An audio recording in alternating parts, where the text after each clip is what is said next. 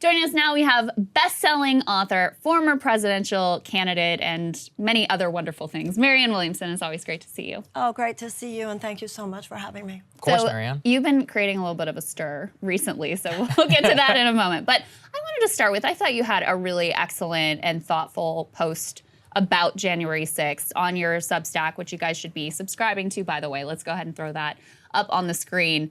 And you talk about how the real dichotomy in American politics, this is your quote, is not between the right and the left. It's between the powerful and the powerless. The political media industrial complex, headquartered in both parties, has created the left-right culture wars to distract Americans from the truth of who and what actually oppresses them. Our fellow citizens are not our enemy. Greed is our enemy. Abusive power is our enemy. Injustice is our enemy. Unfettered corporate influence is our enemy.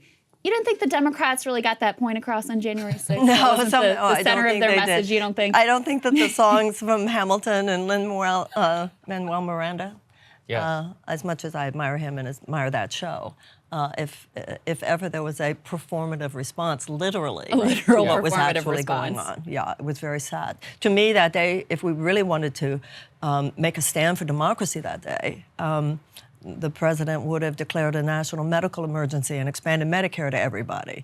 He would have canceled the college loan debt. He would have given a speech talking about the importance of raising the minimum wage. He would have talked about the importance of the PRO Act. There were so many things that they could have talked about that would have truly been making a stand for the possibilities of democracy and how the system of our government can be used to make people's lives better. And until we do stand as a people in absolute insistence that our government return to that core value, we will be in trouble. Because we're not a government of the people, by the people, for the people right now.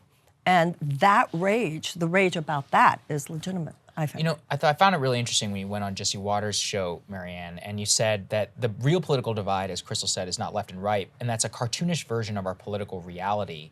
And we're talking about powerful and powerlessness. Why is it that this statement does not seem to emanate whatsoever from the Biden administration? I mean, I think it's so central as to why he is so unpopular with the American public right now. Because unfortunately, more than we even feared. The Democratic Party, at least the corporatist establishment, elite elements of it, seem to be as held hostage by corporate donors, whether it has to do with big insurance companies, big pharmaceutical companies, big agricultural companies, big chemical companies, big oil companies, and defense contractors, as the Republicans. I mean, we can argue, you know, well, they're worse, but at this point, the fact that the Republicans are worse isn't enough, because that fact, the fact that this corporate aristocracy basically holds Washington hostage, means the way that has become the core value of the Republican Party, which represents a nosedive for our democracy. But the way the Democrats try to have it both ways represents a managed decline of our democracy. Either way, it is the opposite of, once again, a government of the people, by the people, for the people. Government of the corporations, by the corporations, and for the corporations. There's a new poll out, and look, this is a bit of an outlier, but these numbers were stunning from Quinnipiac. We can throw those up on the screen. First of all, they found political instability, not U.S. adversaries, are seen as the biggest threat. Nearly 6 in 10 think the nation's democracy is in danger of collapse. But kind of the headline number here was Joe Biden's approval rating at 33%. 33%. And again, it's an outlier, and we like to look at averages and all of those things. But there is zero doubt that from the beginning of his administration, when he actually had pretty good marks with the American public, to now, he has really fallen far and fallen fast. Well, the two questions I have for you is this the Biden administration you expected? And why do you think that the assessment of him has been so profoundly negative from the American public? Because people stood in line for 7, 8 hours thinking that this was going to help them, thinking that this was going to at least reduce their college loan debt, if not cancel it. People were hoping. You know, if you look at the polls, you were talking about polls, the American people want universal health care. The majority of Americans want at least a serious, substantial reduction in the college loan debt. The majority of Americans want that $15 an hour minimum wage. The American people want, poll after poll shows they want free college. The American people want a government that serves them so they can thrive, so they can be productive, so they can be creative. And that, by the way, is how our economy and everything else about our society would repair itself. So in a way, you know, I have a friend who said the other day, we thought Trump was the wake-up call. It turns out Biden is the wake-up call. The wake-up call to the fact neither one of them are helping us. The working class in America is going, well, will the Republicans do it? Will the Democrats do it? And now people are like, neither one of them. The status, they both represent a status quo. The real issue is not where they're different, but where they're way too much the same. And the status quo will not disrupt itself. And when you see this in the Democratic Party, Marianne, why do you think it is that only you and a few others are even willing to say it? I mean, we see anonymous quotes in the Washington Post, the Wall Street Journal, people saying, oh, God, Kamala, she's terrible. Oh, Biden, I mean, it might be awful if they run again. But nobody's willing to just come out and be like, look, the president is very unpopular. There are a lot of different reasons. The stories we tell ourselves as to why, I mean, it's all up for debate, but it's just a matter of fact, and this is not going well. Why is it so difficult for so many of these people? Because they're held hostage by Nancy Pelosi and Chuck Schumer and this whole elite establishment leadership, which has been saying for far too long, look, we got this. We got this. I cannot, the audacity of the establishment in this town that still today, with our democracy in peril, with our environment in peril, still has the outrageous attitude, look, we got this. No, you don't got this. And, you know, so much of the conversation about force the vote, the squad, they played along from day one. And this is what many people told them was going to happen. And it's all brand protection. It's all job protection. One of the things that blows my mind about politicians is they act like they're the only people who have to make ethical decisions at work. And we all do. Yes, we all make decisions, say, well, you know, if I do the right thing, I might lose my job. Lose your job. Lose your job. Right. Yeah. And how's that any different than what you were talking about Elon Musk and the Chinese Communist Party? Lose some money. Lose some money. Well, and they also always play the game. AOC was kind of the worst offender of this during the force the vote conversation of like, you just don't understand. Yeah, we understand. We're doing grown-up things here behind the scenes. Which really, it's just you just don't get it. Well, here we are a year later, and you can see the results of their strategy. The Biden strategy was a failure, and the progressive strategy was a failure. I mean, it seems like Bernie's like kind of admitting this at this point, saying, you know, the Democratic Party, saying they need to reassess, saying they've turned their back on the working class. But, you know, it was apparent to some of us from the beginning that this direction of trying to play ball, trying to go along to get along, you were never going to be in the power position that way. All you're going to get is your Ron Klain, you know, tweets liked or whatever. Like congratulations. You said, post on Twitter. Well, also to me, it was so transparent, the psychology. To me, we're adults and we're playing it right here. It was code for, she gave me her cell number. It was so obvious, the seduction. You know, we're going to take care of you, honey, and you're here with us at the big kids table. Just, we'll show you how it's done. And the code for that is, and then maybe you'll be in leadership in 2030, 2036. Yes. Meanwhile, they're playing a long game while we don't have that time. I don't know how long people think that they have before the masses will reach the gates of the Bastille, because that's what's going to happen. It's going to be something is going to fundamentally correct itself or become fundamentally horrible. It seems to me that what is considered sort of the neutral idling of today is unsustainable. It's going to break. It's going to go one direction or the other. Yeah, and you see this in so many different metrics, which are, you know, violence against the government, which people say is, you know, one-sided. It's actually pretty bipartisan. If you look at dissatisfaction with and faith in institutions all across the board. You talked a lot during the campaign about restoring almost a spiritual sense of Americans. Why is it, do you think, that politicians are so disconnected from the, as you say, the general sense of just dissatisfaction? I hear it from so many people. Anytime somebody comes up to me on the street or whatever, and Krystal, I'm sure you see the same thing. It's like, thank you for just like making me feel not crazy. I don't feel like I feel like I'm crazy for feeling dissatisfied about this or that. You know, nobody is talking about it. Why is that? Because this town is, you know, righteous living is a balance between tough thought and an empathetic heart. And this town, there were some wonderful things that go on in this town as well, obviously.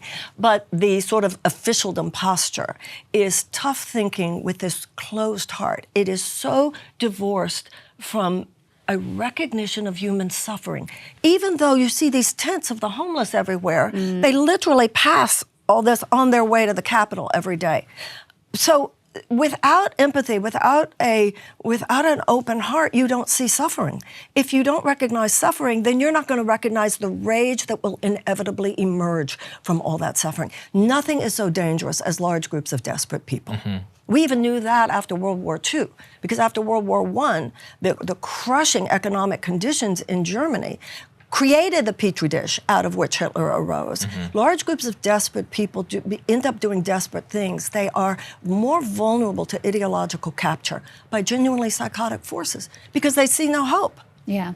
And anybody, people really need to read history. People in this town need to read about Germany. People in this town need to read about the French Revolution. The arrogance of thinking, no, it's different now. It is so not different now. Yeah. Well, and we can see it very clearly when we look at other countries. Yeah, and other countries are looking at us. Somehow we're very confused when we look at our own country with the same discontentment brewing. Obviously, there's a big Politico piece that floated you or Nina Turner as a potential primary opponent of Joe Biden. I know you're not going to haven't made decisions and not going to divulge anything here, but I have to talk to you first. I did want to ask you about what you think of that direction, whether you think, what a goal of such a primary effort should be and what you think is realistically possible there. Well, I'm not enrolled in the idea that we should just assume that Biden will be running again. Yeah, I agree. And nobody, and you know what, people in this town are not. Exactly. His own campaign manager barely says that. Exactly. And this is one of those other disconnects. Yes. They say in public, are you going to primary? In private, they're saying, well, obviously not running yet. Right. So I think that there will be many, many voices. To me, the issue is not the who, but the what. And the what is someone who is standing within the electoral space for the kind of agenda that will really create the course correction, the terrible imbalance, social and economic imbalance of opportunity in this country between a very, very few people versus the vast majority of people. And what a danger that is, not only to individual lives, but to the state of our democracy and our future. How do we, there are a lot of people who kind of had their hearts broken by various political idols, whether it was, really investing a lot of hope in the squad and AOC thinking, okay, now we've got a voice in Congress. They're going to be, the voice of the people. They're going to stand up to the powerful institutions that are there and not working out the way that we thought, whether it was Bernie Sanders, immediately endorsing Joe Biden, not really extracting any concessions, playing a part in what ultimately ended up being a failed strategy this year. And this isn't to say these are like bad people or corrupt people or they had bad intent, but just to say at the end of the day, they didn't fulfill the role that people were hoping that they would ultimately fulfill. How do you give people sort of hope that they're not going to have their heart broken again if they invest their emotional energy in another similar project? I think hope is born of participation in hopeful solutions. And none of this would have happened if the American people hadn't taken our eye off the ball the way we have in the last 40 years. So we, the American people, need to take some responsibility for the part that our complacency played in a lot of this, our distractedness, our lack of civic responsibility. You can't heal anything in your life by making it all about how other people have disappointed you. And the issue is, we were asleep for too long, but we are awake now. Churchill is famous for having said that you can always count on Americans to do the right thing after they have exhausted every other option. And history shows that we as a nation are often slow to get there. But once we get there, we slam it like nobody's business. And this is the year to do that. I think there is so much awakening going on right now. And the hope is not about what they're going to do, it's what we are going to do. Well, I hope you're right. To me, one last question for you. Okay. Because this is a personal question. This is one of the things that I really admire about you is you were talking about how people in this town have really hardened their hearts. It's like they don't even see the tents of the homeless. They don't even see the pain and suffering. Some of them. Is right around them. Yeah. Yes. You have remained, and we're personal friends, so I know you on a professional and also a personal basis, but you've remained this very vulnerable, you allow yourself to be vulnerable. You engage with criticism, oftentimes unfair, of yourself. You have maintained your deep compassion, empathy, and humanity, which I think are your strongest assets. How do you do that without just not breaking down? Because I think I have such a thin skin. I don't know that I could maintain that sense of engagement and vulnerability and empathy that you seem to have been able to do. It's a cliche, but they say you get bitter or you get better. Otherwise, they really win. You become someone that you become who they say you are. You become that's the ultimate, what are this, it's like the ultimate not allowing all that to win is not allowing it to pervert your humanity. Yeah. No, I think you're right. And I think that if you have any kind of whether you see it in religious terms or spiritual terms or even secular terms, it doesn't matter. If your devotion is to love and forgiveness and righteousness and ethics, you know that that's just another way that you yourself are being tested, honed, and given the opportunity to become a stronger person. Yeah. Very well said. Always lovely to have your thoughts. Thank you. Thanks, Marianne. Great to Really see you, appreciate Marianne. it. Thank you guys so much for watching. We really appreciate it. If you could support us, we always appreciate that, of course. Link in the description, and we'll see you next week. Have a good one, guys. See you next week.